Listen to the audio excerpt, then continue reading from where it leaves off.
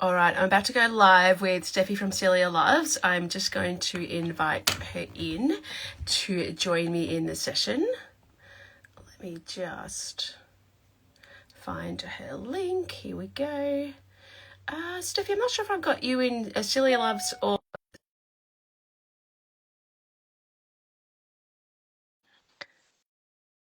All right. So I think we're going to get underway now. Yes, here we go. Stefi is here Hi, already. happy Monday. Happy Monday to you. Thank you so much for joining me. You're so welcome. Thanks for having me on, especially on a Monday, the I busiest day of the know. week. Get it going, and you've had a lot going on as per usual, but Yes, you've had a lot going on this last few weeks as well. yes, definitely. There's so much. Yes, I mean, I'm not too sure what I can and can't say, but yes, we've got a lot of good things happening behind the scenes. And yes, just, yeah, lots of exciting things to look forward to. And I love that. I love that you've always got something going on. That is so good. Like you've always got new developments, always new things happening, and it obviously keeps it super exciting for you. Like, you know, Um, what's next? What else can we do? What else do our it's almost, customers want? yes, Mm. absolutely. It's almost like that shiny syndrome where you're just constantly attracted to new things. One thing that I love is, so product development is in my DNA. Like I'm constantly on the lookout. I love seeing people develop new and interesting ways, or like to reinvent the wheel, I guess, in some categories, or produce something completely new and to the market. And that really excites me and motivates me. But for our customers especially, it gives them a reason to come back and check in and see what's constantly developed. Everything we do is based on customer feedback. Yeah, I love that. That's so good. And the thing is, so we're on here because we wanted to talk about the Life and Style Scholarship, because I have been judging it for a few years when it first came out, and I loved doing it. And I saw, a few new judges come on this year, and I'm like, yes, it's so good to see, to have different perspectives from a few different people. I think there's 5 or 6 judges, which is so good because everyone's looking for different things and noticing different things. So yeah, you're on it this year. Love that, because obviously your background and experience is so strong and you have such a strong brand.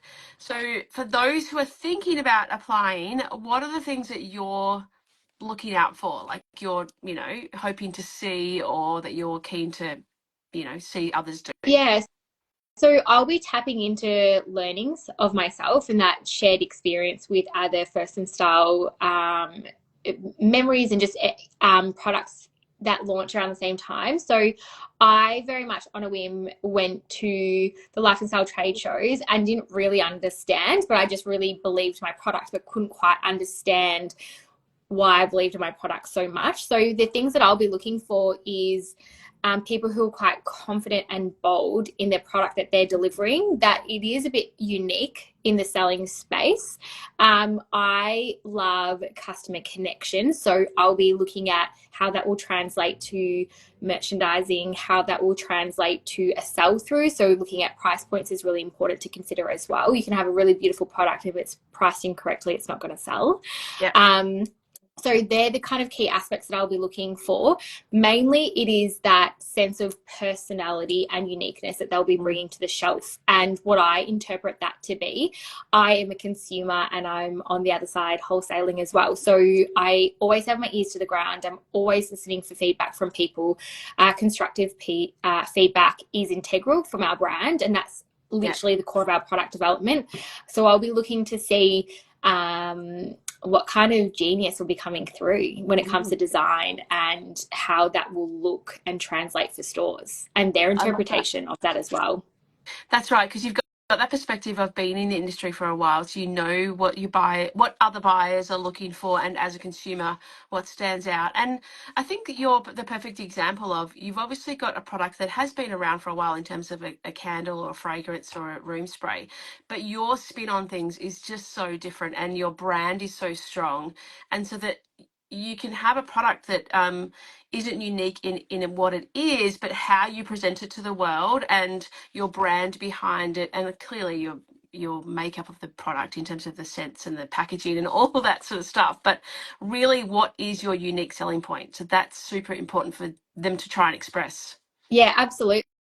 And that comes down, yeah, to their sense of confidence in the product they're selling as well, their understanding of the product and what they think that they're selling as well. If they have correctly identified a gap in the market and that's the space that they're entering into. So a great example is we're living and breathing this at the moment. We have been developing perfumes for the last year. I knew exactly what I wanted and I identified the gap in the market, and I brought it back to my brand DNA and I was like, okay, how is this going to stand out, and what is our unique spin on this already saturated industry? And that's really important in that, sorry, I've got a courier coming through. Okay. I told the team to tell everyone, but I'm like locked away from all the couriers coming in and out. But yeah, so I'm literally living and breathing this at the moment. And the next trade fair, we're entering into a new category for the brand. So everything that I'm looking for in the scholarship program is everything that I'm applying actively in real time as well. So I'm very, very excited by that piece. And I think it's just that confidence and understanding exactly what your product is doing for the market and the benefit to the consumer at the end, not just the wholesaler, but the people coming to buy it as well. Yeah. So for me, I don't ever think of it in in a single transactional sale. Like, yes, you sell it to a wholesaler, but then they have to then be able to sell it to somebody else. Yeah. So that communication pathway and connection point between the wholesaler is really, really important, because they have to also then understand your USP to then on sell it as well. And so that's probably where your packaging comes into it so much as well, because as you say, like, it's not just that the retailer wants to buy it, the stockist, but then the customer is going to notice it, or they're going to get the information on the packaging, or, you know, what sort of things do you portray on your packaging to sort of help, you know, sell the product as well when the salesperson isn't standing there, essentially. Yeah, absolutely. I mean, it's a lot of fun, and it's just so interesting to see how people interpret different spaces. I'm really obsessed with that. Like, I could speak about this for hours, is just that product development piece and what it means to different people. You can read the same book but take away different meaning from it. So I'm very, very excited to see the new breed and who's coming through, and to be part of the panel as well and impart some wisdom of what we've learned along the way, because we very much were so green when we started, and I don't know how many trade fairs we've done now, but we're now entering in the international phase of it as well. So again, we're living this very much for the next markets that we're venturing into. That's exciting. And how long have you been going now, actually, as Celia Loves? So as a company, we were incorporated in 2019. That was pretty much my first stronger selling years with Life and Style. But we were a hobby before then. So I think it's about 7 years now. Yeah. Okay. And that's the thing, like, you didn't start out with in this way. Like, you've developed as a brand, you've really found your brand voice. Clearly you had a strong brand at the start, but you've really developed your brand voice and who you stand for as a brand. And I think that is such a crucial element as well, that knowing who you are. Absolutely. And that, not. yeah, exactly. And learning to say no. And I really appreciate you saying who you're not, because we very much in the beginning tried to be agreeable to so many people. It was actually quite exhausting. And we lost a little bit of our design and integrity when it came to our brand core foundations. So we live by 4 key principles, which is ever better, which I brought from a previous place of work, and that was to be constantly looking for and striving to be better than you were, learning, understanding, upskilling, and that's why for me that constructive feedback loop is so important, so integral, because that's how our brand has developed and stayed so strong these last few years. Then we also have like this BFF energy. We know how we want to interact with people. We know what our solutions-based focused lens looks like. So we know how we choose to show up to problems and opportunities and everything. Then we're going to have a brain meltdown. Iconic is another one. So in our development, so not just being okay with something that's great, but like, how do we push the boundaries, and how do we really stretch and grow as a brand and be iconic in our product development, and how we choose to show up in the industry Yeah. And then there's one more, get it done. So literally, once you have that idea, it's then really important to execute and execute it really well. And what does that look like? And that planning phase, I feel like, is missed a lot because people will develop, then think about marketing. They'll develop, then think about something else. And they kind of focus so much on that product development piece that they forget about the selling pathway, the customer pathway, and yeah, the execution on the other end. So get it done is like, yep, but every bucket needs to get done as well. When you think of that whole product, it all starts that those elements of sales and marketing all start from the product side as well, product Yeah. development side as well. Yeah. Yeah. So as Okay. soon as Great. you're developing is how, and then that comes back to your question was like your USP. What does that look like? Not just to your wholesaler, but to the end consumer, and how do you fit in the market, or how do you stand out, and what is your why, what drives you, but also what you aren't. And I think that's a very special thing to be able to recognize, is what you aren't as a brand. We aren't kitsch, we aren't boring, we aren't beige, and I've tried to be neutral before and it never sold for our brand because it went against what we truly believe and are inspired by. So Yeah. I guess I'm looking for those same characteristics for this scholarship program. Yeah. And I would highly encourage, this is the first time you've judged it, so you obviously don't know in terms of the aspect of how many. And what I would say is there's never as many people who apply as what I thought that there would. So I Okay. would Yeah. highly encourage people to apply, because the chances of you standing out are high, because generally in previous entries, I think we've had, sometimes there's been like 25 people. Other times there might have been 50 to 70.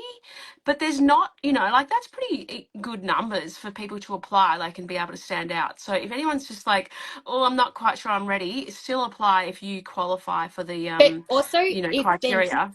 totally, and if they're not feeling ready, then that emotion of going through the application and understanding is actually really forcing you to consider your brand a bit more and putting it under the Yeah. lens. And it's like when you get nominated for business awards, going through that process, even if you're not confident you're going to get it, going through that process is such an integral and important learning piece as well, because you are forced to analyze. You probably might see a gap that you can then act on really quickly. Yeah. And I think for me, it's not just winning, it's that being involved in life and style is really, really important. Being amongst it, going through, and then taking all the feedback from the judges, because through that feedback, I don't even know if we're allowed to give the feedback, but whatever it might be, whatever they can get from that experience is ultimately going to propel them further into their category. Yeah, absolutely. Yes, there's a little option for feedback. So yes, you can give Yeah, feedback in there. I love it. And obviously, yeah, the more people get, the better. So and definitely, as you say, like I just did a what's it called, an application for something, and I just went through it and I was like, how have I been doing this? Now that I see the questions that they asked, I could totally see all the gaps in my brand and my customer journey and stuff. So that is such a great piece of advice, like really going through those motions, and it will help you figure out what you need to work on or what you need to improve. I love that. That's really And good. just refocus as well, because what we think is important might not be important to somebody else. Yeah. Yeah.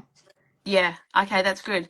And definitely, I think the criteria, I'll just sort of list out a couple that I can think of, that Australia and New Zealand business, a less than 2 years old in Mm-hmm. terms of the trading.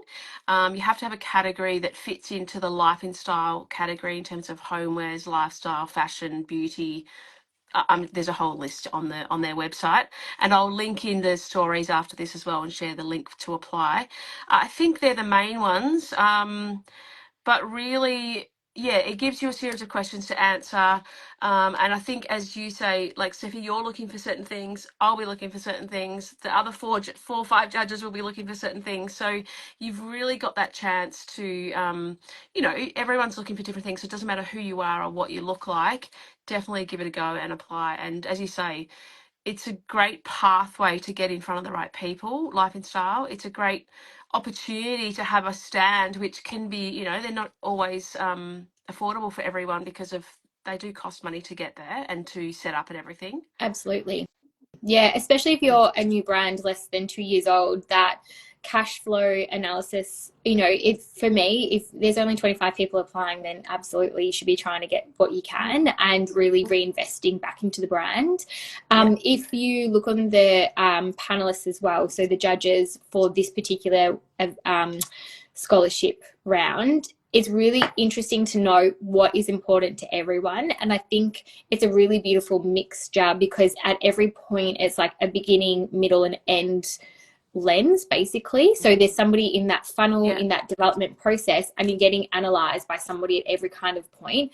And so if you do have the option for feedback, just in case you guys can't tell that I'm obsessed with feedback, I would be taking it, because through feedback, you know, you just will get better and better and more refined. So for me, this is a great learning.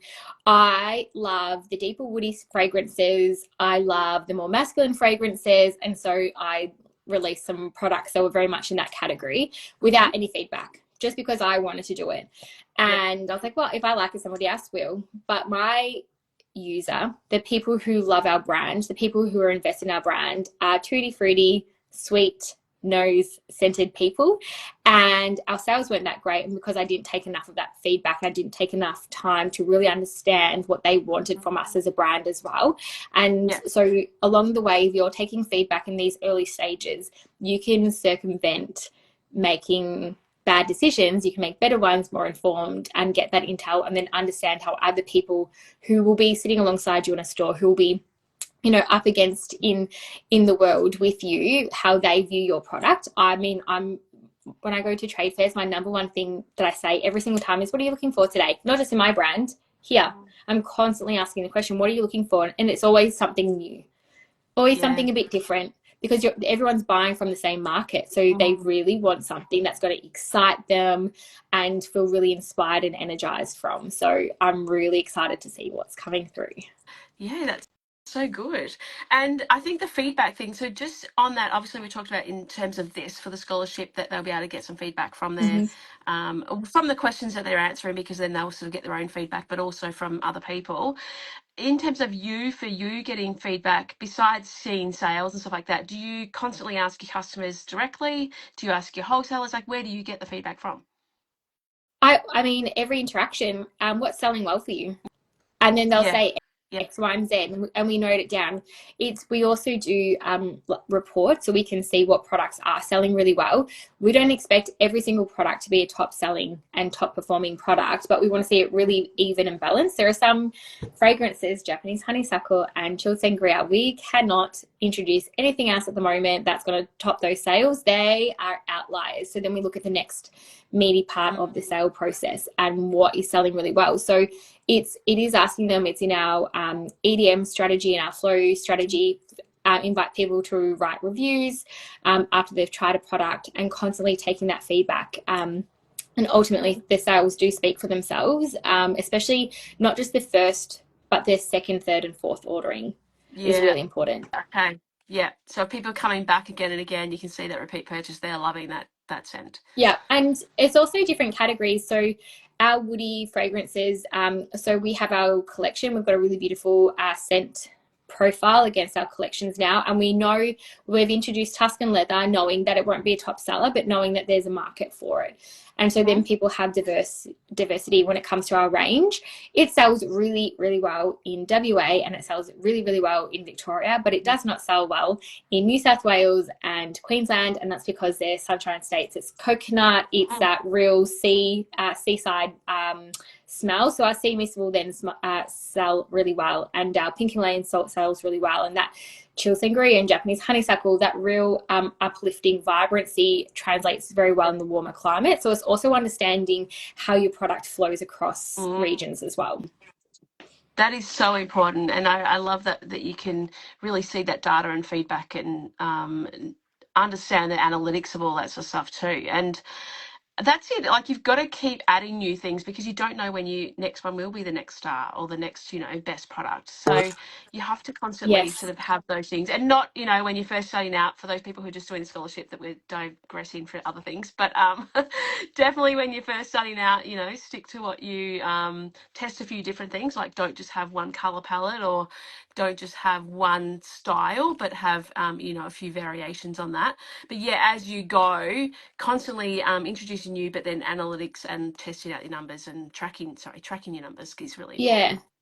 Yeah. And just having a go as well. So if you're really confident in your decision making, really back it and really understand where that decision is coming from and on what basis. Yeah. My earlier example, it just came because I was like, I wanted to do it, when really we're at a stage in the brand where I can't just do what I want to do anymore. I have to be really accountable, not only to our wholesalers but our customers as well. And so my experience and learning that I am so excited to share in the judging panel is, what can they do at the beginning that really sets them up for success, longevity as well? So not necessarily fast growth, but maybe stable growth. And what does that look like? And what are the channels that they'll have in their brand strategy that welcomes and allows constructive feedback? Not just saying, I don't like this smell. It's a very subjective thing. That's fine. You're not going to like everything. But why it doesn't hit? Is it the packaging? Is it the colorway? I love blue and green, and I put it in my brand all the time, but blue and green does not sell well for my brand. So understanding that that's a bit of an ego-driven decision, and finding the right shade and formulating, because what we think will work, if we have to be open to that feedback, and just standing out and just being excited by your product as well, I think is very, very important. If you're not excited by your product, you can't expect your wholesalers and customers to be as well. So you have to feel so inspired and energized from what you're doing as well. Yeah, absolutely. And in the application, just share as much of that as you can. And there's definitely room to add, a little bit more than simple short sentences. You can add a little bit more about all of that sort of thing. And if you have, I would highly encourage, people to use good imagery, because then, and the links that actually connect to the Instagram or the website. Like, you might not even have a website yet, but you might have an Instagram. But because as judges, you sort of need to see something visual to it. Can't just be an idea, because you actually need to see some of that visuals, because some people don't quite even put that in yet. So it's really important to have some sort of strong visual, even if it's your own, but at least it's sort of an idea about who the brand is. Absolutely. I really love your point about strong imagery as well. We noticed a great change in our brand from when we used lower quality images to high quality styled images. It just elevates the product and situates you somewhere different as well. So absolutely have good language, be really confident in the words that you're choosing, make them exciting. Personality is okay in products, and I feel like a lot of products lack personality in their copy, and it's okay to stand out from the crowd. I love that. And I think that this, so how, if you're not feeling confident, how do you embody that confidence? It's really about trying to express your excitement, express who you are, and express how how it's a huge thing for you to bring something to market as well. And back yourself in that, because the fact that you've actually gone ahead and created a brand and created a product is amazing in the first place. It's huge. So I think it's such a it's huge. So own that and be happy with that. And then going through a process like the scholarship application can highlight where the weaknesses are. So then you've got a chance and opportunity to work on those as well. That's why I really love these opportunities. So you can really, spotlight, just like a sieve. You can kind of see where the holes are, you can feel it, and that's okay, because even us as a brand, we're constantly developing, recognizing that we have deficits that we need to overcome. And it's always great to then sit back in reflection of your hard work, which is product development, of launching, of starting a brand, and then look back and go, okay, how do we've done all this incredible work, let's celebrate this, but okay, we really have to start working on X, Y, and Z. Our customers flow at the moment, we're integrating to a whole new program so we can better serve our customers. And just having that forward thinking as well. Like, I guess I'm looking for that in brands as well, because I want to see the success of a new breed and of a new product entering the market. So it's all of those key pieces being like, okay, this person's equipped to keep learning and growing and going forward, and so worthy of the opportunity as well. That's what I'm also looking for. Amazing. That's so exciting. Thank you so much. Is there anything else you wanted to share? I think you've shared so much valuable information for everyone. So hopefully people can go and enjoy the process. Enjoy the process of applying. I think that's, don't see it as an onerous task. Just enjoy the process of applying. And I think it's pretty simple. I think there's like 5 or 6 questions and some information, obviously visuals and stuff like that added in there. So it's not overly complicated, but it is about, as you say, learning from it, figuring out what where you can improve or what you can do better, but just give it a go, and definitely the chances are high. Yeah, So we and can't I wait to think see everyone come I through, know. right? I was like, Yeah. and show off as well, I think is really Yeah. important. It's okay to show Yeah. off in Don't these be modest. circumstances.